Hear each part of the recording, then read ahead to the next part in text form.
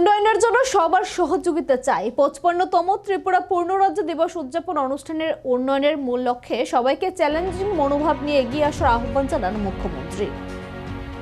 1956 সালে নভেম্বর আইনসভা ছাড়াই একটি কেন্দ্রশাসিত অঞ্চলে পরিণত হয়েছিল ত্রিপুরা। 1963 সালের জুলাই মাসে রাজ্যে একটি নির্বাচিত মন্ত্রিসভার প্রতিষ্ঠা হয়। এরপর 1971 সালের এই দিনেই উত্তর পূর্ব এলাকা পুনর্গঠন আইন অনুসারে পূর্ণরাজ্যের মর্যাদা পায় ত্রিপুরা। সেই থেকে প্রতি বছর 21শে জানুয়ারি রাজ্যে ঘটা করে পূর্ণরাজ্য দিবস পালন করা হয়। এবছরও এর ব্যতিক্রম হয়নি। বুধবার 55তম পূর্ণরাজ্য দিবস উদযাপনের রাজ্যভিত্তিক অনুষ্ঠানটি অনুষ্ঠিত হয় রাজধানীর রবীন্দ্র শতবার্ষিকী ভবনে। এই অনুষ্ঠানে উপস্থিত ছিলেন মুখ্যমন্ত্রী ডক্টর মানিক সাহা, কৃষিমন্ত্রী রতনলাল নাথ, পর্যটন মন্ত্রী সুশান্ত চৌধুরী, উচ্চশিক্ষা মন্ত্রী কিশোর বর্মন, রাজ্যের মুখ্য সচিব জে.কে সিনহা, সচিব পি.কে চক্রবর্তী ও রাজ্য পুলিশের মহানির্দেশক অনুরাগ ধ্যানকর প্রমুখ।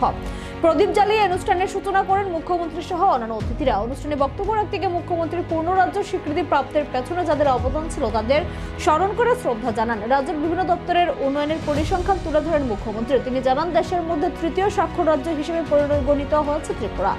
উত্তর পূর্বাঞ্চলের জিএসডিপিতে ত্রিপুরার দ্বিতীয়, পার ক্যাপিটা ইনকামেও আসামের পরেই রয়েছে ত্রিপুরার স্থান। তিনি বলেন, ত্রিপুরা একমাত্র ডিজিটাল রাজ্য, এতে স্বচ্ছতা অনেক বেড়েছে। রাজ্যে আগে হাইওয়ের পরিমাণ ছিল 198 কিলোমিটার, এখন তা বৃদ্ধি পেয়ে হয়েছে 923 কিলোমিটার। রাজ্যের উন্নয়নের পেছনে প্রধানমন্ত্রী নরেন্দ্র মোদীর ইতিবাচক ভূমিকার কথাও তুলে ধরেন মুখ্যমন্ত্রী।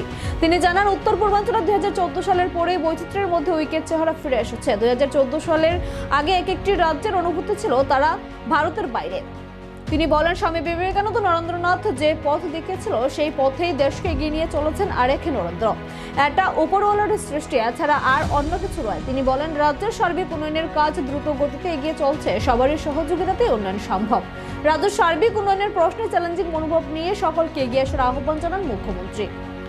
অনুষ্ঠানে ত্রিপুরা বিভূষণ সম্মান প্রদান করা হয় প্রয়াত শিক্ষাবিদ ধীরেন্দ্র চন্দ্র দত্তকে। রাজ্য বিধানসভার প্রাক্তন অধ্যক্ষ প্রয়াত বিশ্ববন্ধু সেনকে ত্রিপুরা ভূষণ সম্মান প্রদান করা হয়। বিশিষ্ট চিত্রনাট্য লেখক বিপ্লব গোস্বামীকে শচীন দেববর্মন স্মৃতি রাজ্য সম্মান প্রদান করা হয়। মহারানী কাঞ্চনজঙ্ঘা দেবী রাজ্য সম্মান প্রদান করা হয় এবং বিশিষ্ট লোকশিল্পী সূর্য কুমার দেববর্মাকেও।